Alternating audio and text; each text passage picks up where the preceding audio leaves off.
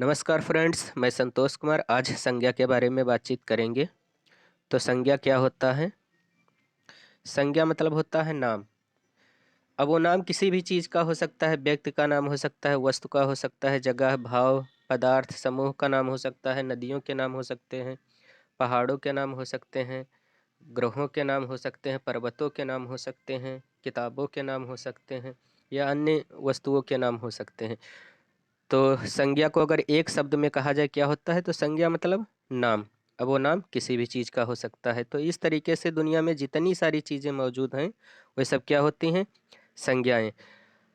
और इसमें अभी डेली कुछ ना कुछ नए जीव जंतु की खोज होती है या कुछ आविष्कार होते हैं, कोई चीज़ बनाई जाती है तो उसका नाम रखा जाता है, और जिसका नाम रखा जा चुका होता है तो वो सब किस में आ जाती हैं? संज्ञा में। तो इस तरीके से देखा जाए तो दुनिया में ऐसी कोई भी चीज़ मौजूद नहीं है जो संज्ञा ना हो। अगर ऐसी हो कोई तो आप बता सकते हैं। तो संज्ञा का वर्गीकरण भी कई तरीक़ों से किया गया है। अगर काउंटेबल और अनकाउंटेबल के आधार पर देखें तो गणनीय और अगणनीय।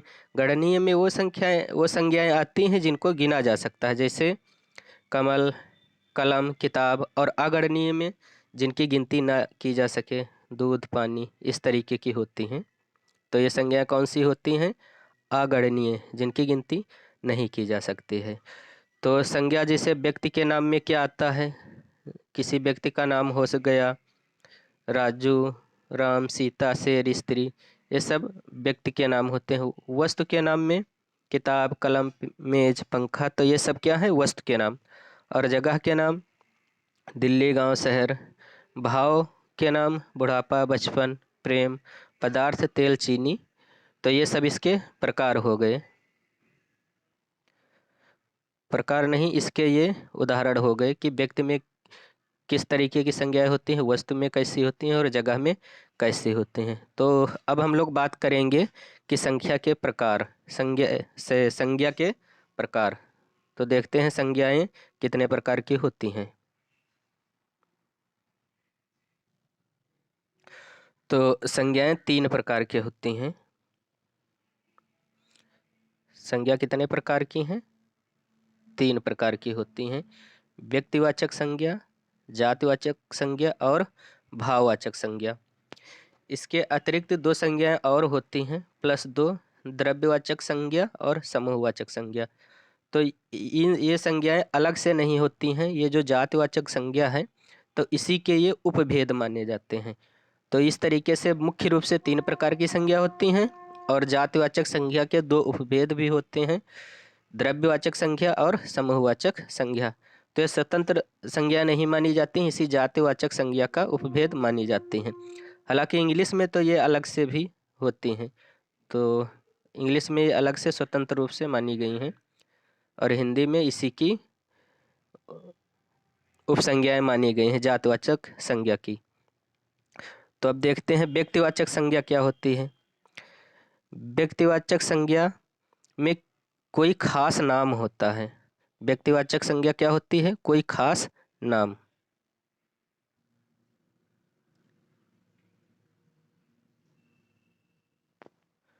तो व्यक्तिवाचक संज्ञा ये किसी का खास नाम होता है और ये दुनिया में सिर्फ एक होती हैं। जैसे हमने कहा कि राजू, तो राजू नाम के तो बहुत सारे लोग हो सकते हैं, लेकिन सभी लोग एक जैसे नहीं होंगे, उसमें अंतर होगा, उनकी क्वालिटी में अंतर होगा। जैसे हमने कहा दिल्ली, तो दिल्ली, दुनिया में दिल्ली नाम से तो और शहर हो सकते हैं, लेकिन वो समान नहीं होंगे, उसमें कुछ ना कुछ अंतर होगा। तो इस तरीके से पहचानने का तरीका एक ये भी होता है व्यक्तिवाचक संज्ञा क्या, कि वो दुनिया में सिर्फ एक होती हैं। तो जैसे हमने कहा लड़का, तो क्या लड़का व्यक्तिवाचक संज्ञा है? नहीं। लेकिन जब लड़के का प्रॉपर नाम हो गया राजू, तब वो क्या हो गई? व्यक्तिवाचक संज्ञा। जैसे हमने कहा किताब, तो किताब व्यक्तिवाचक संज्ञा है? नहीं। लेकिन जब किसी किताब का नाम हो जाए तब वो व्यक्तिवाचक संज्ञा हो जाएगी। जैसे हमने कहा जगह का नाम है, शहर का नाम है दिल्ली, तो दिल्ली क्या व्यक्तिवाचक शहर है? तो शहर तो बहुत सारे हैं, लेकिन अगर किसी शहर का नाम बता दिया जाए, जैसे बोला गया दिल्ली, तो दिल्ली क्या हो गया? व्यक्तिवाचक संज्ञा। लेकिन शहर व्यक्तिवाचक नहीं है, क्योंकि शहर तो बहुत सारे हो सकते हैं। और जब उसका नाम बता दिया जाएगा, जब कोई उसका कोई एक खास नाम बता दिया जाएगा, तब वो कौन सी संज्ञा हो जाएगी? व्यक्तिवाचक संज्ञा। तो आप ये व्यक्तिवाचक संज्ञा समझ चुके हैं। जैसे हमने कहा कि नदी, तो नदियाँ तो बहुत सारी हो गई, लेकिन अगर किसी नदी का नाम बता दिया गया गंगा, तो अब ये गंगा क्या हो गया? व्यक्तिवाचक संज्ञा हो गई। तो इस तरीके से ये संज्ञा, व्यक्तिवाचक संज्ञा किसी खास नाम होता है, और वो दुनिया में सिर्फ एक होती हैं। उस नाम के तो अनेक चीज़ें या अन्य चीज़ें भी हो सकती हैं, लेकिन उनमें कुछ ना कुछ अंतर अवश्य रहता है।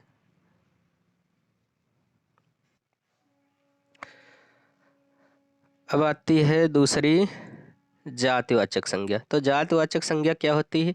ये किसी वर्ग का बोध कराते हैं। जैसे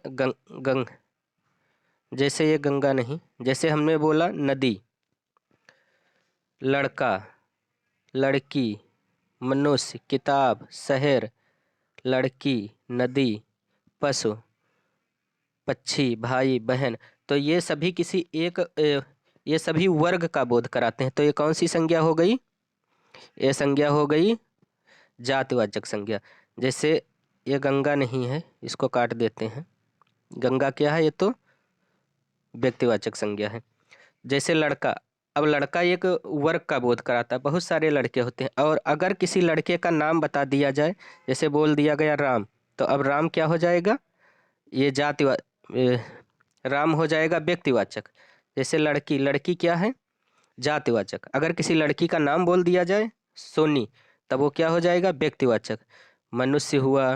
तो ये सब वर्ग का बोध कराते हैं, तो ये कौन सी संज्ञा कहलाते हैं? जातिवाचक। तो आप समझ चुके हैं। और जातिवाचक और व्यक्तिवाचक में अंतर क्या है? तो जैसे बोल दिया गया नदी, तो नदी क्या है? ये जातिवाचक। अगर किसी नदी का नाम बता दिया गया यमुना, तब वो क्या हो गई? व्यक्तिवाचक। जैसे लड़का क्या है? लड़का है जातिवाचक। अगर किसी लड़के का नाम बता दिया गया, तब वो क्या हो गया? तब वो हो जाएगा व्यक्तिवाचक। जैसे बता दिया गया किताब, अब किताब तो बहुत सारी हैं, लेकिन अगर किसी किताब का नाम बता दो, जैसे रामायण, तब वो क्या हो जाएगा? तब वो व्यक्तिवाचक संज्ञा बन जाएगा। और ये संज्ञाएं कौन सी हैं? जातिवाचक संज्ञाएं। तो जातिवाचक संज्ञाएं आप समझ चुके हैं। आप चाहें तो स्क्रीनशॉट ले सकते हैं।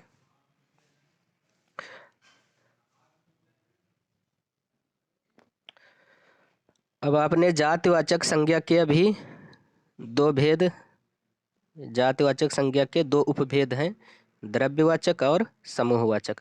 अब ये द्रव्यवाचक संज्ञा क्या होता है, इसको हम लोग देखेंगे। द्रव्यवाचक संज्ञा जो द्रव्य या पदार्थ का बोध कराता हो, जैसे पानी, दूध, सोना, चांदी, पीतल, लोहा। तो ये सब क्या है? द्रव्यवाचक संज्ञाएं हैं। अब जैसे मान लिए सोना, सोना क्या है? द्रव्यवाचक। और अगर सोने से एक पायल बना दी जाए, सोने की पायल, तब वो क्या द्रव्यवाचक रहेगी? नहीं, तब उसका नाम हो गया। तो कौन सी संज्ञा बन गई? व्यक्तिवाचक। जैसे यहाँ पर क्या लिखा है? हार। तो हार क्या है? हार द्रव्यवाचक नहीं है, क्योंकि द्रव्य अगर आप समझे तो ये एक मटेरियल होता है, कच्चा मटेरियल। और उससे जब कोई चीज़ बनाई जाती हो, द्रव्य क्या होता है कि कुछ कच्चा मटेरियल होता है, और उससे एक अन्य वस्तुएं बनाई जाती हैं, तो वो द्रव्यवाचक होते हैं। जैसे सोना, तो सोना द्रव्यवाचक है, द्रव्य पदार्थ है। और इससे जो चीज़ें बनाई जाएंगी, जैसे पायल या हार बना दिए जाएंगे, तो अब ये पायल और हार द्रव्यवाचक में नहीं आएंगे। और ये जो कच्चा मटेरियल है, ये किस में आ जाएगा? द्रव्यवाचक में। आप यहाँ इससे समझ सकते हैं। जैसे मान लीजिए ये हमने बना दिया पेन। अब ये जो पेन है, तो पेन पेन कई मटेरियल से बना होगा। इंक होगी, प्लास्टिक होगी, और इंक में भी बहुत सारे केमिकल यूज हुए होंगे। तो ये सब क्या हो गए? जो कच्चा मटेरियल था, इंक हुआ, प्लास्टिक हुई, अन्य केमिकल हुए, तो ये सब क्या है? ये सब मटेरियल हैं। और जब इनसे बना दिया गया पेन, तो ये जब पेन बनकर तैयार हो जाएगा, तब ये पेन द्रव्यवाचक नहीं आएगा। पेन क्या हो गया? जातिवाचक। तो आप द्रव्यवाचक समझ चुके हैं कि ये मटेरियल होता है और इससे कुछ चीज़ें बनाई जाती हों। ठीक है, जैसे लोहा है तो लोहा से बहुत सारी चीज़ें बनती हैं। दूध है, दूध से बहुत सारी चीज़ें बनती हैं। तो इस तरीके से यहाँ पे हमने द्रव्यवाचक संज्ञा देखा, ये इसके उदाहरण हैं। अब द्रव्यवाचक के बाद क्या होता है? समूहवाचक। तो देखते हैं समूहवाचक संज्ञा क्या होता है।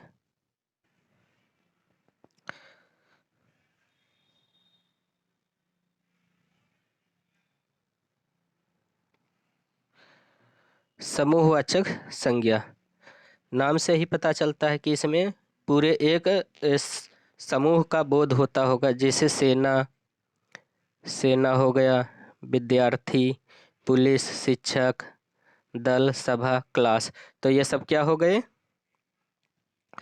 ये सब हो गए समूहवाचक संज्ञा। जैसे हमने बोला छात्र, और कई छात्रों को मिला करके क्या बन जाती है? क्लास। तो क्लास क्या हो जाएगी? समूहवाचक। तो समूहवाचक आप समझ चुके हैं। अब समूहवाचक के बाद आता है तीसरी संज्ञा, कौन सी? भाववाचक। तो अब हम लोग देखेंगे भाववाचक संज्ञा कौन सी होती हैं। तो भाववाचक संज्ञा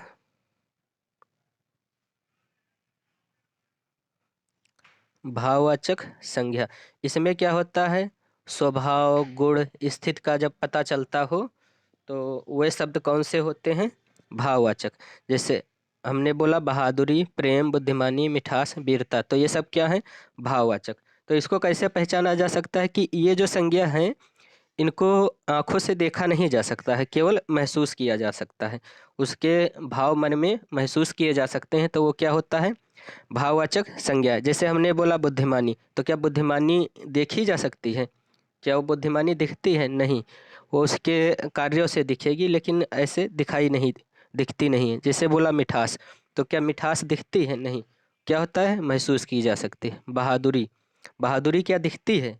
नहीं, उसके कार्यों से वो महसूस की जा सकती है। तो इस तरीके से हम इसको समझ सकते हैं कि भाववाचक जो संज्ञा होती है तो वो दिखाए, आंखों से हम उसको देख नहीं सकते हैं, केवल महसूस कर सकते हैं। तो यहाँ पर ये भाववाचक संज्ञा के कुछ उदाहरण दिए हुए हैं, आप देख सकते हैं और स्क्रीनशॉट भी ले सकते हैं।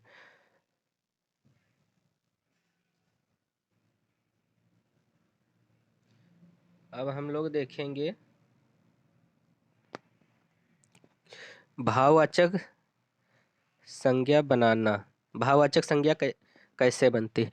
तो जैसे भाववाचक यहाँ शब्द है ये नारी, नारी से क्या हो गया? नारित्व। तो ये नारित्व क्या हो गया? भाववाचक संज्ञा। नारी क्या है? नारी जातिवाचक है, जातिवाचक संज्ञा है। और जातिवाचक से क्या बन गया? भाववाचक। बूढ़ा से क्या हो जाएगा? बुढ़ापा। पशु से क्या हो जाएगा? पशुता। तो संज्ञा से भाववाचक संज्ञा के ये कुछ उदाहरण हैं। उसके बाद सर्वनाम से भी भाववाचक संज्ञा बनती है। जैसे सर्वनाम है अपना। सर्वनाम क्या होता है? जो संज्ञा के स्थान पर शब्द प्रयोग किए जाते हैं, उसको हम लोग बाद में समझेंगे। तो सर्वनाम से अपना से क्या हो गया? अपनापन। ममता से ममत्व। विशेषण से भी भाववाचक संज्ञा बनती है। विशेषण जो विशेषता बताएं, जैसे मीठा, मीठा से क्या हो गया? मिठास। और क्रिया से भी भाववाचक संज्ञा बनती है। जैसे पढ़ना क्या है? क्रिया। और पढ़ना से हो गया पढ़ाई, तो पढ़ाई क्या हो गया?